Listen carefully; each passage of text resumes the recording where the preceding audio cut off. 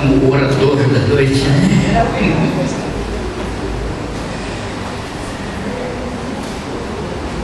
Eu fui convidado pela comissão, aliás, fui intimado pela comissão, né, para trazer a palavra nessa oportunidade. Nós vamos recitar junto.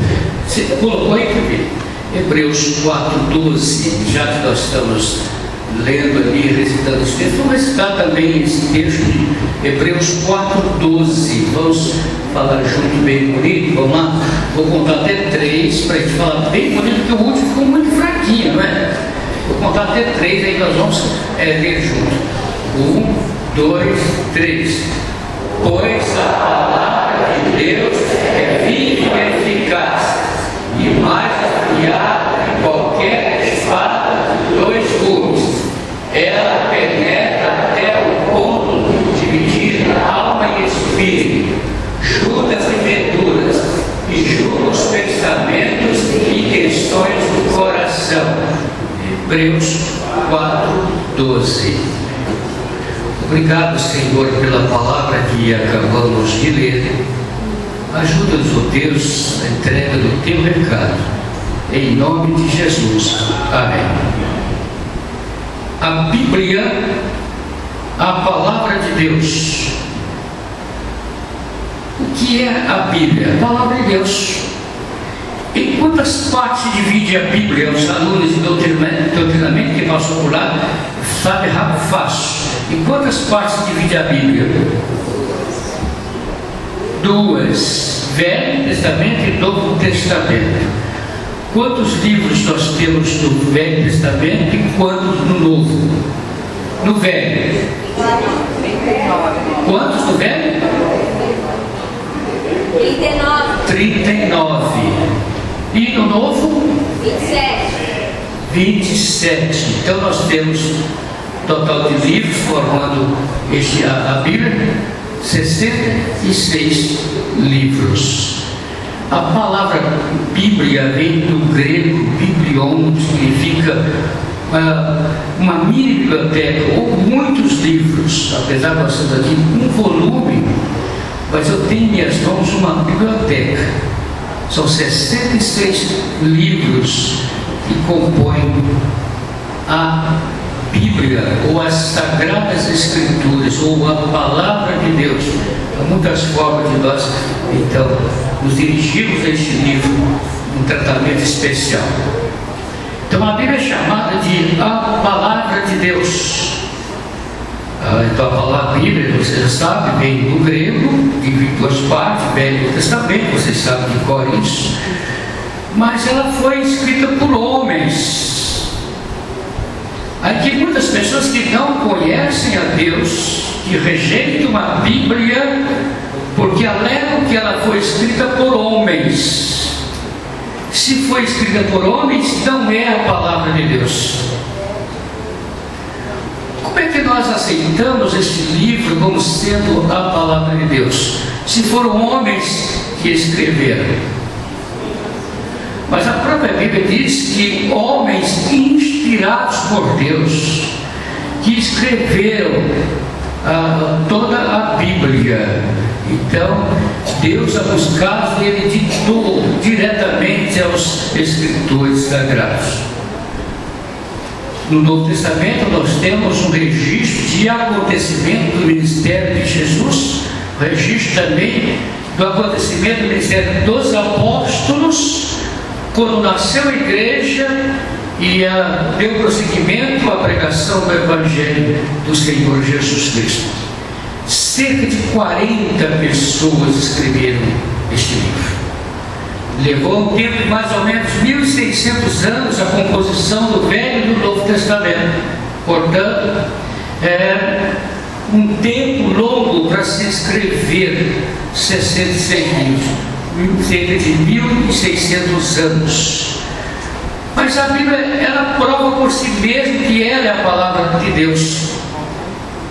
Pelo seu conjunto, pela harmonização de todos os livros. E além do mais, porque ela é atualizada, ela é mais atual hoje, agora enquanto nós estamos aqui, do que qualquer jornal que você encontrar nas bancas aí. Tudo que está acontecendo no mundo hoje está registrado nesse livro. Portanto, é um livro atualizado. Você pergunta, se é um livro, por que eu devo crer que ele é a palavra de Deus? Se é um livro, por que eu devo crer que ele é a palavra de Deus? Qual é a defesa que eu faço para defender esse livro como sendo a palavra de Deus? Qual a defesa que você faria diante de uma indagação desta?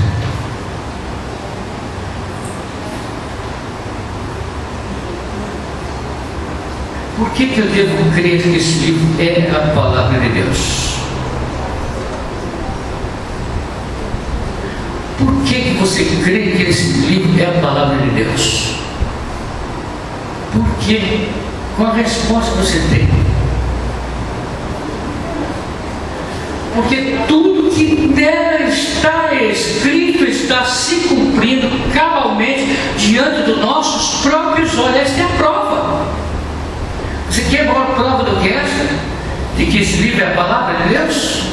Por isso eu aceito e creio que esse livro é a palavra de Deus, porque tudo que nele está escrito está se cumprindo diante dos nossos próprios olhos. A própria Bíblia prova que ela é a palavra de Deus. Em 2 Timóteo 3,16 está escrito o seguinte: toda escritura é divinamente inspirada e proveitosa para ensinar, para redarguir, para corrigir, para instruir em justiça. Na segunda carta de Pedro, capítulo 1, versos 20 e 21, lemos: sabemos primeiramente isto, que nenhuma profecia da Escritura é de particular interpretação, porque a profecia nunca foi produzida por vontade de homem algum, mas homens santos de Deus falaram inspirados pelo Espírito Santo. Aqui que o irmão respondeu agora há pouco, tá? Jesus diz: pode passar o céu e a terra, mas as minhas palavras não passam que tudo se cumpra. O que é a palavra de Jesus? É a Escritura, Velho e Novo Testamento. Porque Jesus não passou a existir no momento que nasceu, não. Jesus é eterno, sempre existiu. Por que então devo crer nos escritos bíblicos? Por que você crê nos escritos bíblicos? Nós já tivemos uma resposta. Então, já que eu acredito que esse livro ele é a palavra de Deus, também eu devo entender que ele é uma palavra viva. O texto que nós lemos agora diz que é como uma espada que corta dos dois lados. Tem dois lados de corte. E vai penetrando nosso interior, vai até a divisão da alma e do espírito e abre o nosso entendimento. Então a palavra viva entra cortando, abrindo entendimento, compreensão daquele que está examinando as Escrituras. Então a palavra é eterna, a Bíblia é a palavra eterna, tudo que está registrado nela se cumpre. Se não vê, só não vê quem não quer ver isso, só não percebe quem não presta atenção nos acontecimentos. Tudo que você ouve nos telejornais ou lê nos jornais, para nós os crentes não é nenhuma novidade, porque tudo está registrado na Bíblia. Portanto, a palavra de Deus permanece nos céus. Registro o Salmo 119, 89. Não é a palavra apenas deixada para nós aqui na terra, mas ela permanece no céu. Quando nós chegarmos nos céus, nas nações eternas, nós viveremos diante de Deus, ouvindo a sua voz, convivendo com a sua palavra. Não mais a palavra escrita, mas a palavra falada pelo próprio Criador. Ele falando conosco, como um pai fala com seus filhos. E nós, como filhos amados de Deus, ouvindo as palavras do Pai eterno, Criador de todas as coisas. Esse é um privilégio que é reservado somente para aqueles que aceitaram Jesus Cristo como Salvador, aqueles que lavaram suas vestiduras no sangue do Cordeiro, o Filho de Deus. O Salmo 119, também nós temos a expressão seguinte, verso 35, que a Bíblia ela é lâmpada para os meus pés, é a tua palavra, luz para os meus caminhos. É a lâmpada que ilumina onde eu vou tocar os meus pés, no sentido espiritual, não está falando no sentido físico, na vida espiritual, na minha comunhão com Deus, no direcionamento de Deus para a minha vida. A Bíblia é realmente a palavra iluminada, é a lâmpada, a luz que ilumina aonde eu estou caminhando na minha vida espiritual. Por isso, por ser ela a lâmpada que ilumina o caminho, isso é uma advertência que me impede de tropeçar.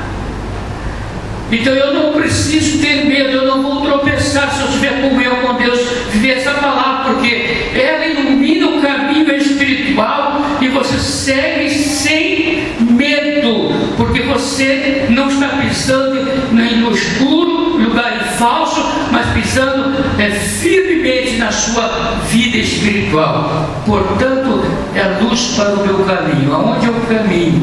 Mas quem é o caminho, nosso caminho para o céu? Quem é o nosso caminho para a vida eterna? Qual é o caminho da nossa vida espiritual? É Jesus através da sua própria palavra. Ele declarou ser o caminho, o caminho, a minha verdade é a vida. Devemos crer na Bíblia, a palavra de Deus, porque ela é inerrante, ela não erra. Eu erro, você erra, eu sou cheio de falhas, você é cheio de falhas, eu sou cheio de defeitos, você é cheio de defeitos, né?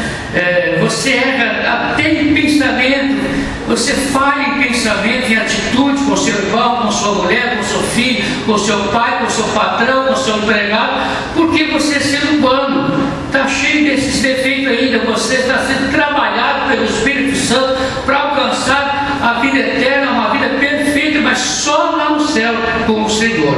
Portanto, meus amados irmãos, a Bíblia é inerrante, ela não contém erros. Por isso que ela é chamada de a verdade, ela é a verdade. Então nós cremos na palavra de Deus, porque sabemos disso. Ela não erra, também ela não falha. Ela é a verdade e tudo que nela está escrito cumpre-se diante de todos nós. Ela vem se cumprir desde o início que ela foi escrita, desde quando Moisés recebeu a revelação de Deus e transcreveu a palavra de Deus, transformando o Pentateuco, os livros da lei, ou Torá para os judeus, a base de toda a Escritura está nos 5 primeiros livros da Bíblia, que são as leis, e todas as leis dos homens no mundo inteiro, elas se baseiam nas leis bíblicas, escrita por Moisés. Portanto, há uma alicerce forte. Portanto, meus amados irmãos, o que nela está escrito é verdadeiro. Ela se cumpre em todos os momentos. Ela continuará a se cumprir. Nos dias de hoje, ela está sendo cumprida. Hoje, quando estamos aqui, ela está se cumprindo. Este ato de culto que estamos realizando aqui é o cumprimento das Sagradas Escrituras. Mas a igreja marca a data, está no calendário da igreja. Mas tudo que a igreja de Cristo faz pela direção do Espírito de Deus, pela palavra dele. Nós não estamos aqui simplesmente por questões humanas, nós estamos aqui por questões espirituais, por questões de comunhão com Deus, para ouvirmos Deus falar conosco. Já que ela é a palavra de Deus, quando você está examinando as Escrituras, Deus está falando com você. Mas há outras formas de Deus falar comigo, com você, sem ser a leitura bíblica.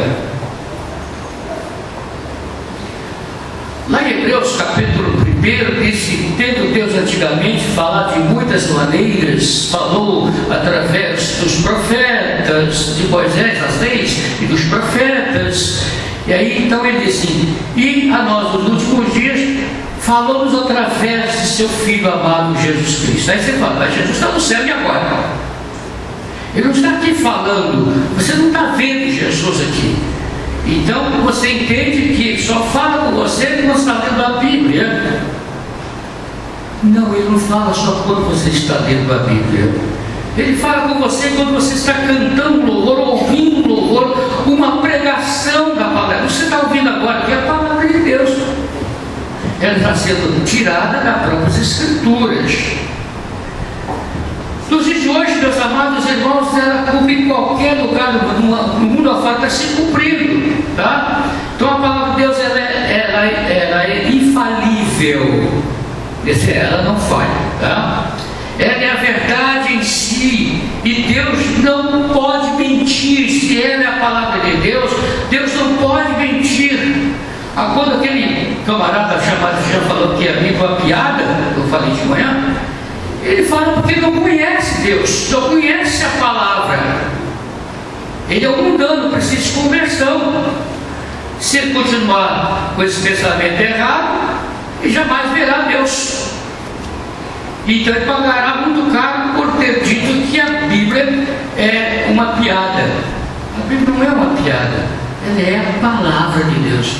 Não apenas contém, você tem que afirmar categoricamente: ela é a palavra de Deus. Quando está perguntando candidato ao ministério pastoral nesta área, pergunta: você quer ser pastor e você precisará usar um livro chamado de Bíblia. Para você, a Bíblia, ela é a palavra de Deus ou contém a palavra de Deus? Muitos bacharéis de teologia vêm dizendo: ela contém a palavra de Deus. Vai estudar, rapaz. Ela é. Você pode dizer que ela contém, mas eu tenho que reforçar: ela não somente contém, mas ela é. A Bíblia registra a história da humanidade, de como o homem foi criado, de sua desobediência ao Criador, levando todos os homens a pecado. Dizem da própria Bíblia que todos pecaram, destruídos estão da glória de Deus. Então, a Bíblia também é um manual, o nosso manual. Quando você compra um carro zero, você recebe um manual do fabricante. E você vai ler aquele manual para ver como funciona o veículo, né? Alguma coisa você pode fazer, outra coisa, qual procedimento você tem que ter no seu carro, se tem alguma situação. O ser humano também, Deus criou o ser humano, não largou ele abandonado, criou o manual. O manual é a Bíblia. E às vezes o homem não entende isso. Nós vamos entender que a Bíblia é um manual que nos ensina como Deus foi criado. E todo o projeto e plano de Deus para a vida do ser humano. A Bíblia também registra as profecias da primeira vida de Cristo. Tudo que foi escrito lá no Velho Testamento, com referência ao Messias, a vinda do Messias, tudo se cumpriu, ponto por ponto. Você lembra quando Jesus estava durante seu ministério público, muitas vezes dizia: tem isso para se cumprir o que estava escrito. Quando ele foi pedir para que João Batista o batizasse no Jordão, e João quis rejeitar, ele disse: eu queria ser batizado por ti, vens tu a mim. Ele disse: deixa por enquanto para que se cumpra as Escrituras. Jesus, ele disse que não veio destruir a lei, ele veio cumpri-la. E ele somente teve a capacidade de cumprir a lei totalmente. Nós não temos condições de guardarmos a lei de Deus. Por isso Jesus veio e guardou por nós, e nós passamos a ser salvos pela graça. Você é salvo pela graça, porque Jesus veio e morreu no seu lugar. Ele cumpriu toda a lei e veio em seu lugar. É por isso que ele é o seu e meu Salvador. A Bíblia registra no Velho Testamento que Jesus nasceria de uma virgem, Isaías 9:6, Isaías 7:14. Lá diz que seu nome será Emanuel. Quando você lê primeiro capítulo de Mateus, quando o anjo anuncia a Maria e a José a vida, o nascimento de Jesus, então o anjo falou que ele chamaria Emmanuel, que significa Deus conosco, porque Jesus é o próprio Deus. A Bíblia também registra que Jesus nasceu como estava escrito no Velho Testamento. Ela registra a vida e o sofrimento do Senhor Jesus, todo o seu ministério, seu sofrimento, culminando com a sua morte na cruz. Estava escrito lá no Velho Testamento. Lá ainda diz que ele foi esmagado por causa dos nossos pecados, nossas transgressões. Jesus chegou a ser visto na visão profética de Isaías como uma pessoa desfigurada, uma pessoa feia, horrível. Quando ele estava descrevendo isso, ele estava tendo na sua visão um Cristo cravado na cruz depois de levar tantas pancadas. Você deve ter visto aquele filme Jesus de Mel Gibson, da vida que lá, aquilo para mostrar o quanto Jesus sofreu. Estava registrado lá no Velho Testamento, aquela figura que é vista naquela filmagem, talvez mais do que aquilo, eu creio que foi muito mais do que aquilo, foi que Jesus transformou numa pessoa feia, horrível, que ninguém tinha coragem de olhar para aquela figura.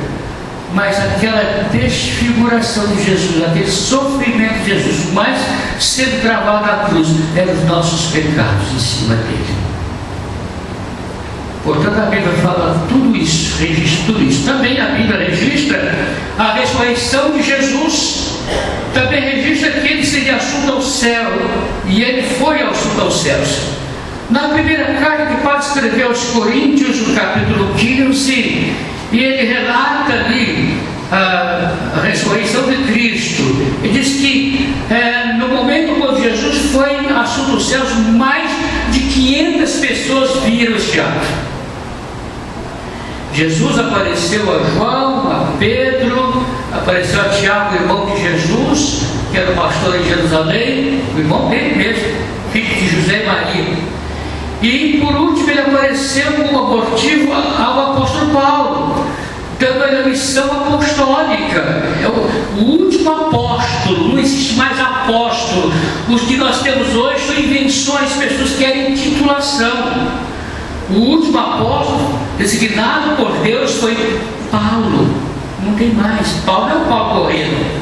Paulo, apóstolo Paulo.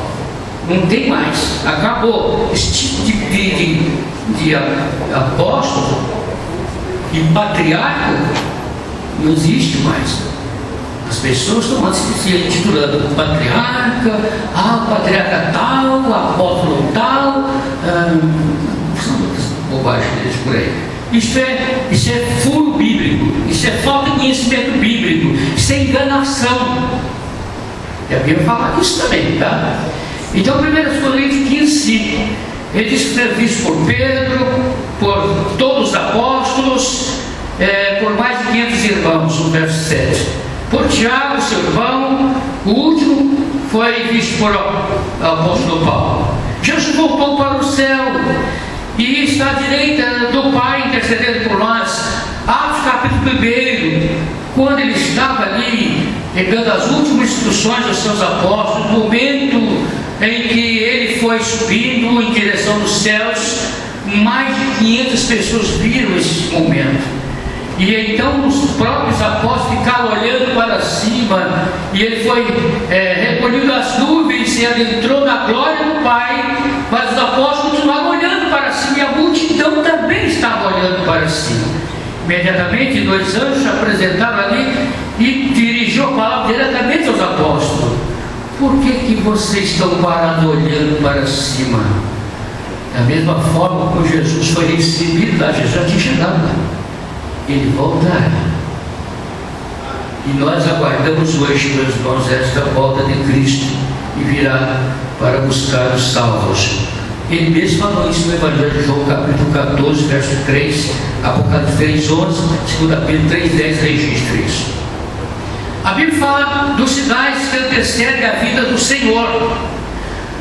O crescimento da ciência, nós falamos no domingo passado, o engano religioso, a multiplicação da iniquidade, o esfriamento do amor, o esfriamento da fé, meio da fé. Mateus 24, verso 12, 2 Tessalonicenses 2, 3. Terminando, fechando a nossa palavra nessa noite, vivemos um tempo, meus amados, de esfriamento espiritual, esfriamento da fé, um tempo de desânimo e abatimento. Precisamos levantar nossas cabeças. Temos que lembrar os salmistas, levantar nossas cabeças para estarmos prontos, porque o Rei da Glória vai entrar. Meus amados, quando o salmista escreveu isso, ele tinha uma visão do céu. Uma visão como se estivesse lá no céu, e então ele tem uma visão de que está o trono de Deus, o Pai está atento, porque o Filho tinha voltado ao mundo para buscar a sua igreja, e nessa visão salmista, ele vê então, quando os anjos cantam, para abrir as portas, vai entrar o Rei da Glória, e pergunta: quem é o Rei da Glória? Aquele que fez os céus e a terra. E de repente a porta dos céus se abrirá, a porta dos céus, e o Senhor entrará com todos remidos, e os anjos cantando, glorificando a Deus, cantando que entra o Rei da Glória, que entra o Rei da Glória. Este Rei da Glória é Jesus entrando com todas as suas ovelhas redimidas pelo seu próprio sangue. E ali então ele faz a celebração da ceia. Lembra que ele falou, a Bíblia registra, quando ele celebrou a última ceia com os seus apóstolos, ele disse: olha, esta é a última vez que eu como esse pão com vocês e bebo o vinho com vocês. Depois disso, só no reino do meu Pai. Haverá uma celebração de ceia no céu, que Jesus vai celebrar, e todos nós estaremos lá, e os anjos estarão nos servindo. Depois, quando o Senhor terminar a celebração da ceia, ele virá, olhará para o trono do Pai e vai dizer: Pai, aqui estão todos aqueles que tu me deste, nenhum se perdeu. E o Pai então assume o comando. O comando hoje é do Filho, do Espírito Santo, que está com a igreja aqui. O comando de Cristo no céu e o Espírito Santo aqui na terra. Deus então receberá os seus redimidos, a sua família, porque a morte já foi esmagada, não existe mais, o diabo trancado no inferno, no fogo ardente, com todos os seres humanos que rejeitaram a Cristo como Salvador aqui em vida. Então vivemos esse tempo, e a Bíblia registra esse tempo de descompromisso com a palavra de Deus. O povo não tem compromisso de ler, examinar as Escrituras. Descompromisso com o corpo de Cristo, que é a sua igreja. Crente vivendo um liberalismo total, onde tudo é permitido, tudo pode ser praticado, nada mais é pecado para os liberalistas. Infelizmente, muitos pastores, muitas denominações que agregam milhares de membros estão vivendo assim. Jesus disse: quando o Filho do Homem vier, porventura achará fé na terra? Meus amados irmãos, voltemos à Bíblia, obedeçamos o que nela está escrito, pois se cumprirá como nela está, para a glória de Deus. O Senhor vos abençoe. Amém. Amém.